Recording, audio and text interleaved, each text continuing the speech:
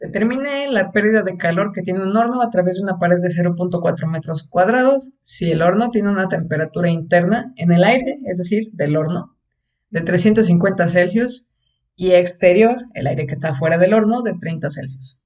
Considere que la pared en cuestión es una lámina de acero de 2 milímetros de espesor y nos dan la información, la K conductiva del acero, el acero que es el material que conforma el horno, 50,2 watts sobre metro Kelvin, y las dos H's convectivas del aire adentro y fuera del horno. Ok, bueno, eh, primero no sé si esto les causó algún conflicto o duda. Ya sabemos que las conductividades están en función de la temperatura. Entonces, normalmente lo que hacemos para no complicarnos respecto a cuál de todas las conductividades tomar es que vamos viendo el rango de temperatura en el que creemos que está nuestro sistema. En este caso, pues el acero es la pared del horno. Aquí a lo mejor no es tan explícito, pero nos referimos a la K del acero, que es la pared del horno. Entonces, pues por un lado hay una temperatura muy alta, 350, y del otro hay 30. Esto es un rango de temperatura muy amplio. Aquí cuando nos dan el dato nos aclaran que pues probablemente este es un dato para una temperatura de 200 Celsius o algo así. ¿Por qué? Podemos hacer sistemas o modelos muy complicados en los cuales tomemos en cuenta la variabilidad de la K. Eso significaría que nos tenemos que regresar y no estaríamos utilizando directamente esta fórmula. Si quisiéramos tomar en cuenta la variabilidad de la K, pues entonces, desde antes de este modelo, o sea, para este modelo ya dijimos esta K es constante. Bueno, nos tendríamos que regresar todavía más aquí en esta integral y decir, bueno, es que la K es una función de temperatura y tal, ¿no? Entonces, bueno, esto no es muy práctico en términos de ingeniería, sobre todo si estamos hablando de un muy buen conductor. En general, preferimos tomar una temperatura que creemos que es promedio y para esa temperatura razonablemente promedio es para la cual tomamos una K. Y aceptamos que puede haber un cierto nivel de error, pero razonable.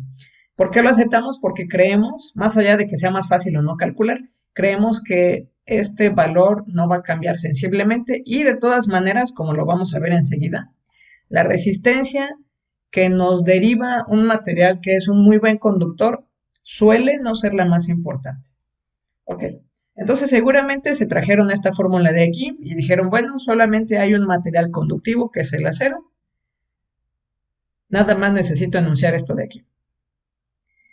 Eh, Estas dos fórmulas son idénticas porque se supone que aquí le iba a poner acero, pero se me pasó.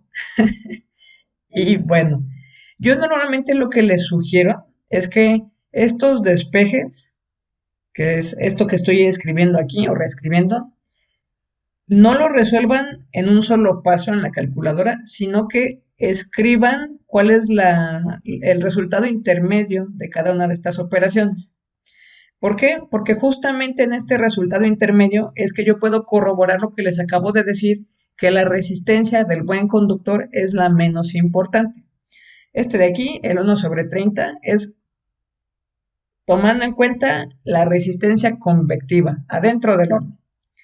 Este de acá, 1/10, es la otra resistencia convectiva, el aire que está afuera del horno. Y entonces este delta X sobre K tiene que ser esto de aquí, que dije que el grosor era de 2 milímetros, son estos 2 milímetros, y la K del acero son 50,2. Cuando yo veo estos resultados parciales, este valor 0.00004, bueno, difícilmente esto suma en relación a las otras dos resistencias.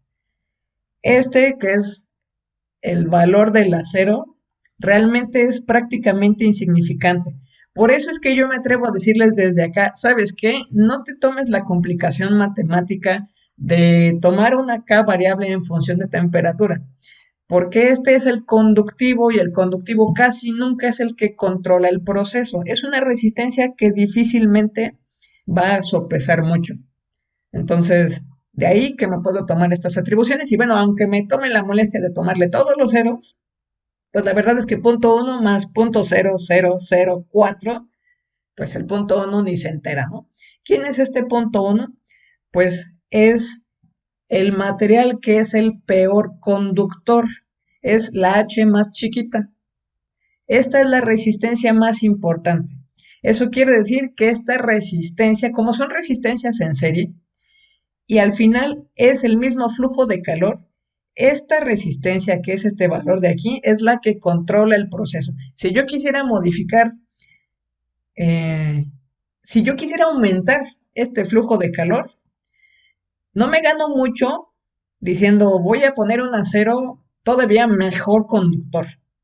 No me gano tanto si yo digo, bueno, dejen caliento todavía más el aire que está dentro del horno, porque todavía este es un valor, pues es una tercera parte de este de acá.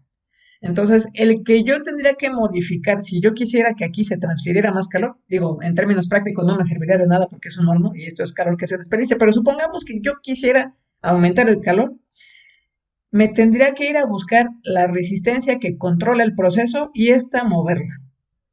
Porque realmente este es el concepto importante del problema, más importante que el valor numérico, que veo que, pues sí, tienen bien.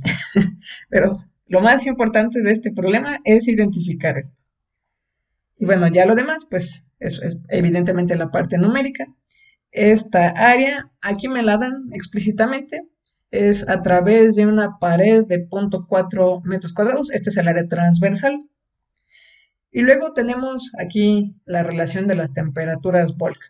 Yo normalmente, la verdad es que directamente hago mis deltas en Celsius, sinceramente porque soy floja, pero de una vez aproveché aquí para mostrarles que no pasa nada si las hacemos en Celsius o hacemos la conversión en Kelvin. De todas maneras, si hago la conversión en Kelvin, pues los dos términos termino sumándole 273, pero que hay un signo menos.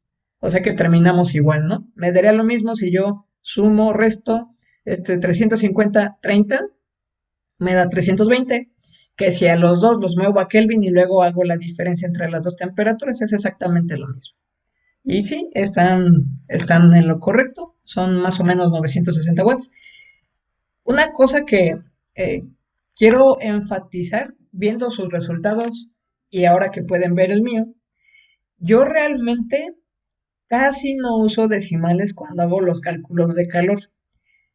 La razón, más allá de flojera, es que ahorita estos H's convectivos, si se fijan, yo se los estoy dando, pero se los estoy dando sin decimales. Entonces, si les doy estos valores sin decimales y queremos ser muy apegados a estas reglas de las cifras significativas, bueno, pues este resultado tendría que ir sin decimales. Pero es más importante la razón que todavía no les digo. Estos valores que en esta primera unidad yo les voy a inventar o les voy a decir, ah, sí, toma esta H.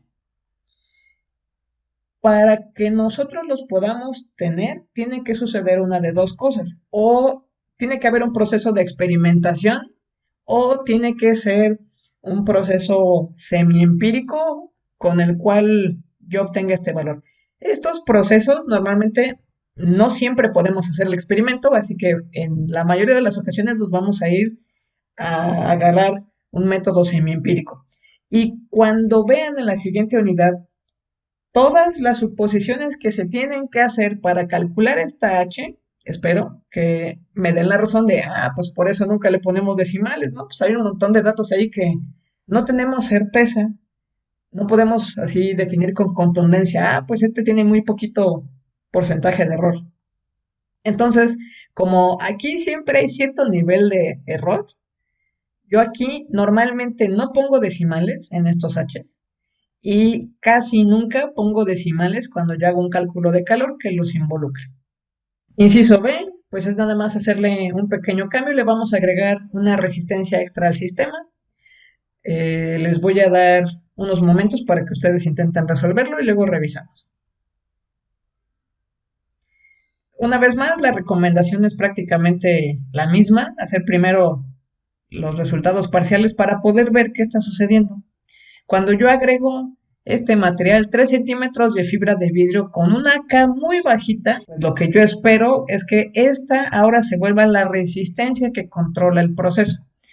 Hace un momento yo les decía, bueno, si yo quisiera que aquí hubiera más flujo de calor, pues tendría que jugar con esta, que es la resistencia importante.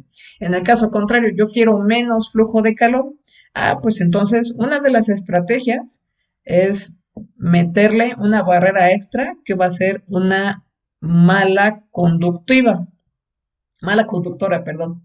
Entonces, cuando yo hago este cálculo parcial, lo que veo es que ahora este es la resistencia más importante, esta es la que controla el proceso y evidentemente, pues entonces bajo el flujo de calor. Una costumbre que tenemos en transferencia de calor y posiblemente la vieron desde fenómenos de transporte, es hacer perfiles de temperatura. Aquí yo estoy tratando de ejemplificar el fluido interior en el horno de 350 Celsius, el fluido exterior al horno 30 Celsius.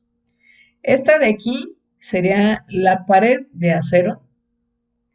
Yo estoy asumiendo, no estoy calculando todavía, y de hecho no me acuerdo si se los pido o no se los pido. Pero aquí yo estoy asumiendo que realmente la temperatura casi no cambia entre el extremo izquierdo, así como está el diagrama, el extremo izquierdo de la pared de acero y el extremo derecho tienen básicamente la misma temperatura y este es un perfil horizontal. Donde yo asumo, y así es como estoy trazando este perfil de temperaturas, que está el mayor gradiente, el mayor brinco en el cambio de temperaturas, es en la resistencia que controla el proceso, que en este caso es la fibra de vidrio.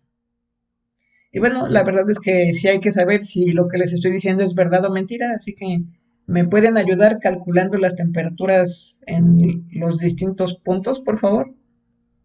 Voy a traer de una vez las de dos tipos. Esta es la que voy a decir que es temperatura Volk 1. Esta de aquí va a ser la temperatura aquí. Déjenme pongo aquí abajo para saber de qué estoy hablando.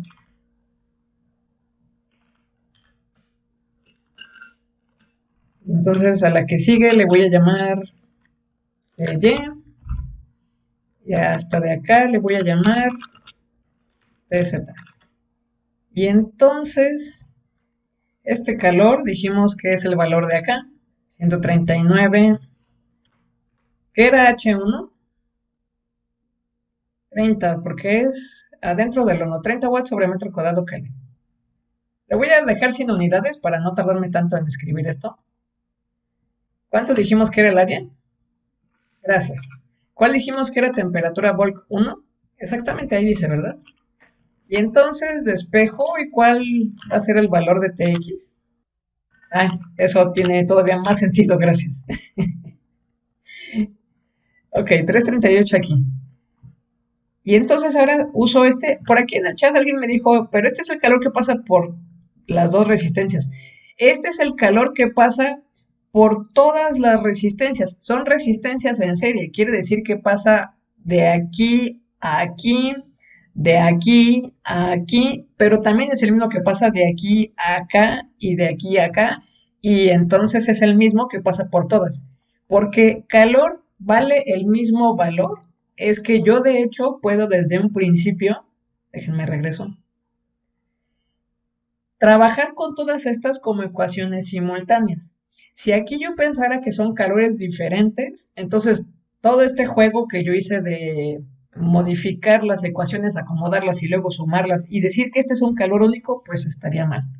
Y la verdad es que tendríamos problemas muy graves en el álgebra para poder resolver un problema así, porque toda la simplificación que estamos haciendo se basa en el concepto de que el flujo de calor es constante.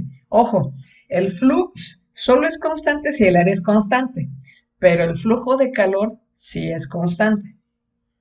Entonces, ahora me voy a sustituir esta de acá. Seguimos diciendo que el flujo de calor son 139. ¿Cuánto dijimos que valía la conductividad del acero? 50.2, ¿verdad? Estoy aquí en esta primera, aquí es el acero y necesito el grosor del acero. Ahorita que me pase la siguiente barrera tendrá que ser la de la fibra de vidrio. El grosor del acero eran 2 milímetros Y de aquí despejamos temperatura Y. ¿Alguien me puede decir cuánto sale? Y eso era lo que esperábamos tal cual, ¿verdad? Cuando yo me atreví a decirles, esta no es una resistencia importante, así que este delta de temperatura o este perfil va a salir casi horizontal, pues teníamos razón. Decimos que como esta es una resistencia súper chiquita, pues aquí la temperatura es prácticamente homogénea. Ay, disculpen que se seleccione todo, espero que sí. Voy a poner esto un poquito más explícito para no confundirlo. Aquí son otras letras, ya sería Y y Z, porque es entre este punto y este punto. Aquí pues tendría que ser B o fibra de vidrio, como le quieran poner. Yo por simplicidad le estoy poniendo B. El flujo de calor es el mismo. ¿Cuál es la conductividad ahora sí de la fibra de vidrio? ¿Quién me recuerda? El área, ¿cuál es el área? Es la misma. Son paralelas estas placas. Es exactamente la misma.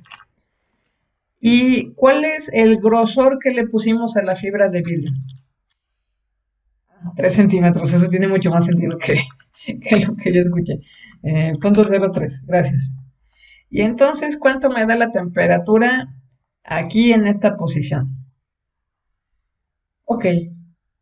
Entonces, mi aproximación era razonable, ¿no? El brinco más importante se hace en esta resistencia. Hay un detalle adicional que podrían pensar que estas curvitas que le estoy poniendo son adorno. No son estrictamente adorno.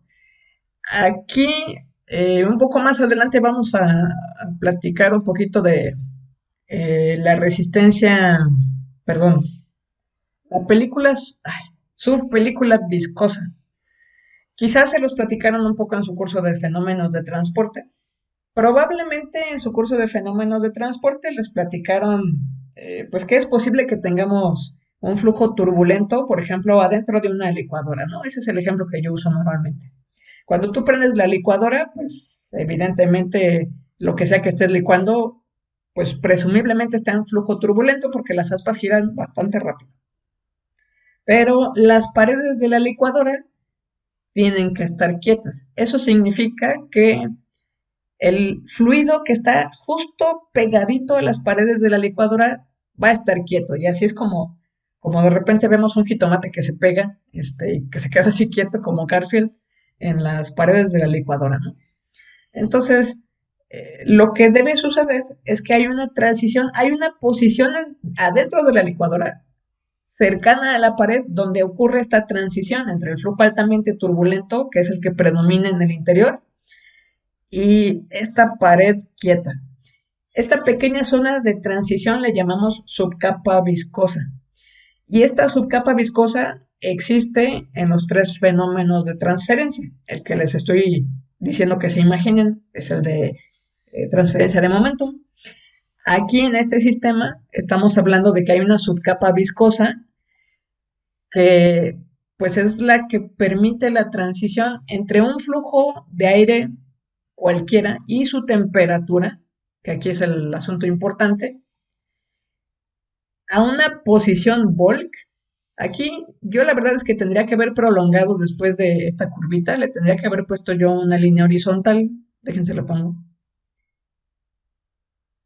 Esta línea horizontal, que me quedó medio chueca, esta línea horizontal representa una posición afuerita de esta subcapa viscosa, que es donde se da la transición de temperaturas. Y de aquí en adelante ya tengo la temperatura bulk. El otro día yo les decía, bueno, quizás es 1, 2, 3 pasos más allá de la ventana de su cuarto. Bueno, les estoy diciendo así arbitrariamente, no sé cuál es esta distancia, pero hay una zona de transición de esta temperatura.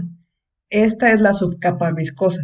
Esta también es una resistencia, nada más que, bueno, aquí no nos interesa que, este, cuánto mide y etcétera, ¿no? Más adelante sí hay un ejercicio en el que me parece que les pido que la calculen, creo. Y si no, pues luego se los invento, no pasa nada. Lo mismo sucede de este otro lado. Aquí en TZ, yo digo que estoy a 155, 156, según como hagamos el redondeo. Pero el aire, en su zona bulk, está a 30. Esto quiere decir que esta curva, que la verdad es que es bastante más pronunciada que lo hice, es la que me va a tener que dar esa transición de 155 a 30. Es un delta de 120 Celsius. Y bueno, ¿cuánto mide en esta dirección? No lo sé, no lo voy a calcular, pero después de esa posición de transición voy a tener la temperatura Volk, que normalmente represento como una horizontal. Entonces, estas curvitas que yo les pongo están relacionadas con el fenómeno de enfriamiento de Newton que modelamos con esta ecuación. Y específicamente el concepto aquí importante es que esta es una subcapa viscosa. Ah, ya me dijeron que no da 155, ¿verdad? ¿Daba 64?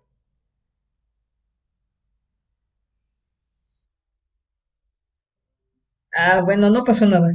Turururururu. Aquí, decía 64. Todo el tiempo dijo 64. Eh, es una tubería que está transportando vapor saturado a una atmósfera.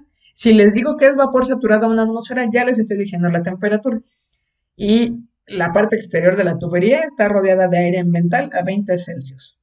La pregunta es Q sobre L, la pérdida de calor por unidad de longitud de la tubería, y nos dan información, datos suficientes para que se pueda hacer el cálculo. Seguramente se trajeron esta expresión de aquí porque esto es una tubería y una tubería pues típicamente es una geometría esférica, ¿no? ¡Ay, mi mouse! Entonces, pues tenemos las dos distancias de los radios. Este de aquí ahora es el radio externo, 0.08. Y pues sí, yo también coincido con ustedes.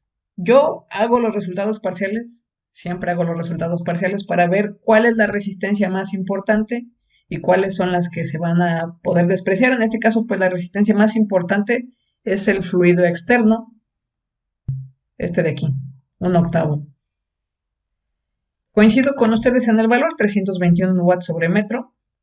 Y bueno, yo podría aquí sacar los perfiles de temperatura. La verdad es que no lo hice, pero bueno, dibujitos por si les costaba trabajo identificar dónde está la posición de cada cosa. Y bueno, pues podemos para el perfil de temperatura obtener la superficie interna y externa del tubo y qué temperatura tienen ahí. Me imagino que ya no tengo que esperar, ¿verdad? Ya pasó un ratito de que varios contestaron. La última persona contestó ahorita en este minuto. Ya conozco el flujo de calor que dijimos que va a ser igual para todas las resistencias. Entonces puedo ir de cada una de las resistencias de una por una con la resistencia que corresponde para ir evaluando la temperatura. Entonces, para mí, la temperatura interna es de prácticamente 100 y la temperatura externa del material es también prácticamente 100. Aquí sí respeté los decimales porque si no ponía decimales pues no se iba a notar ningún brinco, ¿no? Esto es esencialmente lo que esperamos. El material del tubo, que es esta resistencia de aquí de en medio, es una resistencia chiquitita. Lo que yo no espero es que aquí esté el gradiente más importante. El gradiente importante va a estar en la sección exterior del tubo hacia afuera, ¿no? Eh, puede ser que vayan del centro hacia afuera, puede ser que vayan de hacia afuera hacia adentro, ¿no? Puede variar un poquito los decimales, no pasa nada. Esto de aquí, pues nada más es la misma explicación. El peor conductor es donde está el gradiente importante. Y aquí, bueno, pues esperaremos que fuera casi casi una línea recta. No se ve muy bien, no me sale bien, pues porque es un tubo y ya saben, Word no me quiere. Pero bueno,